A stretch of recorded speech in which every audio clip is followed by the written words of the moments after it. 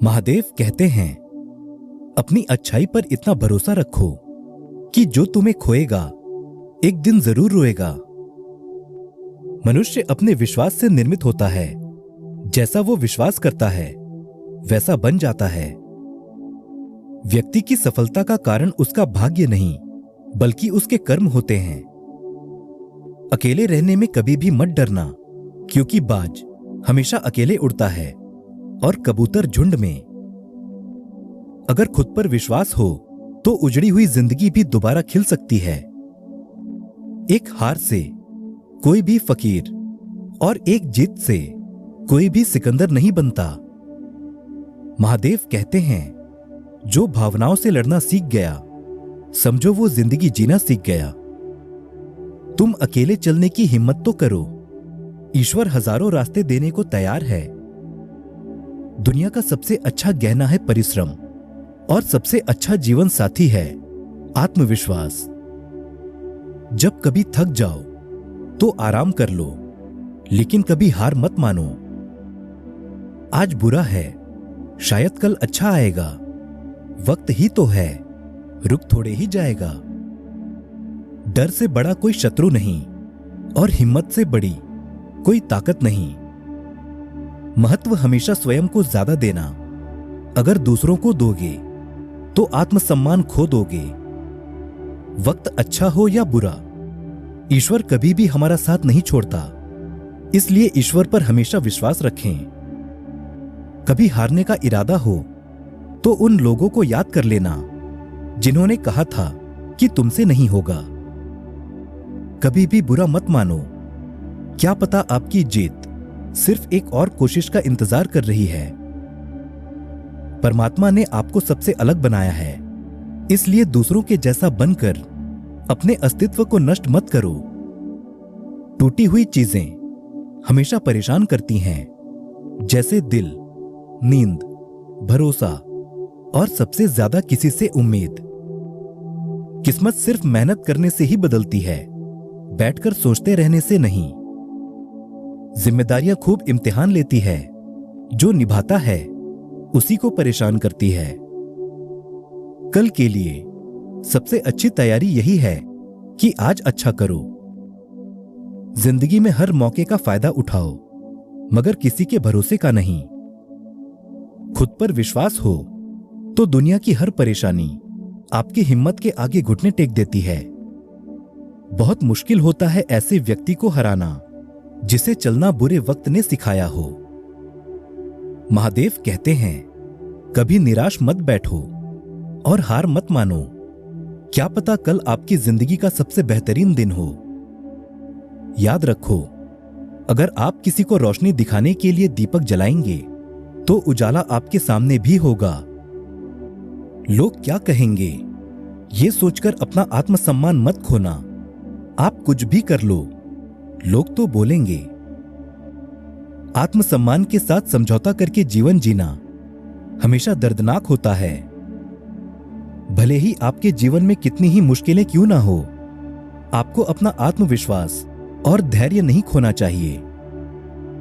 यदि आप दूसरों के चश्मे के माध्यम से अपने आत्मसम्मान को देखोगे तो आपको धुंधला ही दिखाई देगा, क्योंकि सभी की आंखों की रोशनी समान नहीं होती। अगर आत्मसम्मान को मारकर जीना पड़े तो ऐसे जीने से मर जाना ही बेहतर है। यदि कोई आपको नजरअंदाज करे तो बुरा मत मानो, क्योंकि लोग अक्सर अपनी हैसियत से बाहर की चीजों को नजरअंदाज कर देते हैं। इज्जत किसी इंसान की नहीं होती बल्कि जरूरत की होती है। जरूरत खत्म तो इज्जत खत्म, यही दुनिया का सच है। हर बार जब हम अपने डर का सामना करते हैं तो हमारी शक्ति, साहस और आत्मविश्वास बढ़ता है। पेड़ की शाखा पर बैठा पंछी कभी भी इसलिए नहीं डरता कि पेड़ की डाल हिल रही है, क्योंकि पंछी डाली पर नहीं अपने पंखों पर भरोसा करता है। अपने आप पर भरोसा करें।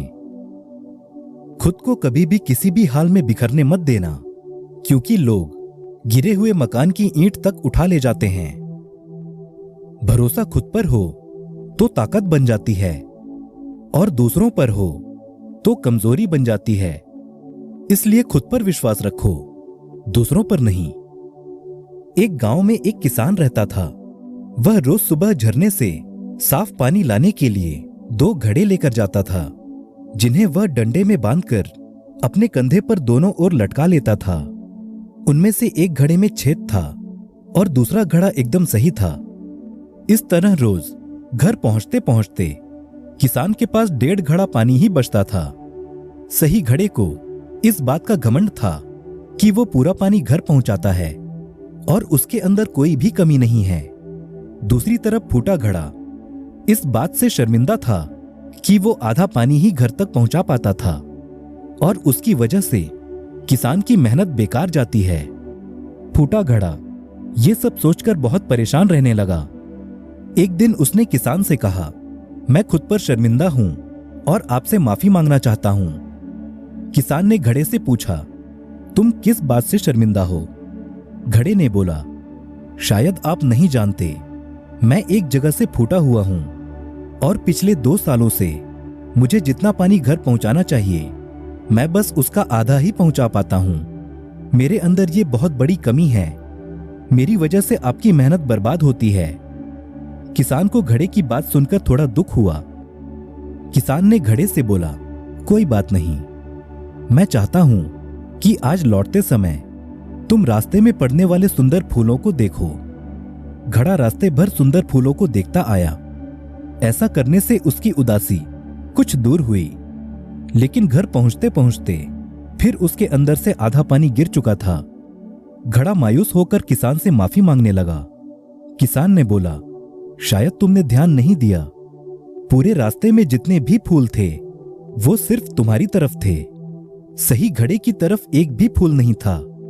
ऐसा इसलिए क्योंकि मैं हमेशा से तुम्हारे अंदर की कमी को जानता था। तुम रोज थोड़ा थोड़ा करके उन फूलों को सींचते थे। ऐसा करके तुमने पूरे रास्ते को सुंदर बना दिया।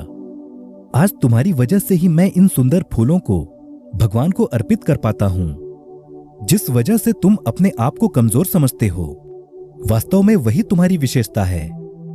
किसान की बात घड़े को समझ में आ गई और अब वो खुद से बिल्कुल भी शर्मिंदा नहीं था। दोस्तों, हम सभी के अंदर कोई ना कोई कमी जरूर होती है, लेकिन यही कमियां हमें अनोखा भी बनाती हैं। अपने आप को कभी भी कमजोर मत समझो। आप जैसे भी हो, सर्वश्रेष्ठ हो। तो दोस्तों, मिलते हैं अब अगली वीडियो में। तब तक आप सभी अपना ख्याल रखें। हर हर महादेव।